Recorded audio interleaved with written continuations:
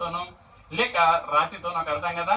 కానీ ఇటుక రాతితో నిర్మించిన ఆలయాలకు ఇంకా ఇటుక రాళ్లతో తీర్చిదిద్దిన మన అనేక బౌద్ధ ఆరామాలకు ఆ స్టక్కో అంటామే. స్టక్కో అంటే సున్నం.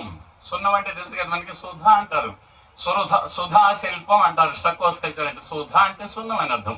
అదిగో ఆ సున్నంతో అద్భుతమైనటువంటి చక్కటి డిజైన్లు, అపురూప లావణ్యాన్ని వెదజల్లే అత్యంత అందమైన చిన్ని పెద్ద బొమ్మలు తీర్చిదిద్ది అదిగో ఆ ఇటుక దేవాలయాల గోడలపై కింద ప్రాసాదంలో పైన విమానంలో చెక్కేవాళ్ళు. దానికి అత్యంత ఉదాహరణ చెప్పుకోవాలంటే కీసరగుట్టలో బయలుపడినటువంటి ఈ సుధాశిల్పం.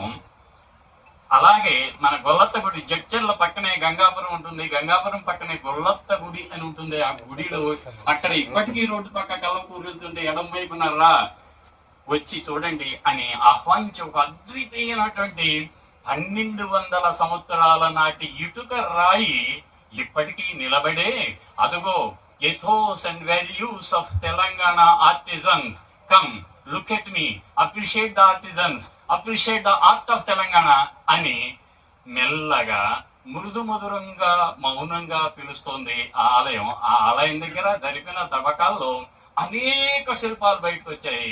అవి ఎలా ఉంటాయంటే మీరే మా సెంటనరీ మ్యూజియానికి వెళ్ళి దయచేసి ఒక్కొక్క బొమ్మ దగ్గర కనీసం 10 నిమిషాలైనా ఉండి దాన్ని చూసి ఆనందించి అలనాటి శిల్పుల హస్తకళ లాఘవం ఎంత గొప్పగా ఉంటుందా అని మైమర్చిపోతా.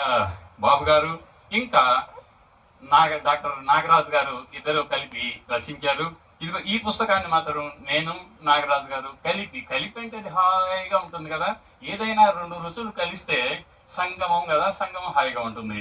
నాకు ఈ అవకాశం ఇచ్చిన రాష్ట్ర తెలంగాణ శాఖ సంచాలకులు ప్రొఫెసర్ కె అర్జునరావు గారికి, ఇంకా నాగరాజు గారికి, సెక్రటరీ గారు madam, special chief secretary madam గారికి హృదయపూర్వక ధన్యవాదాలు.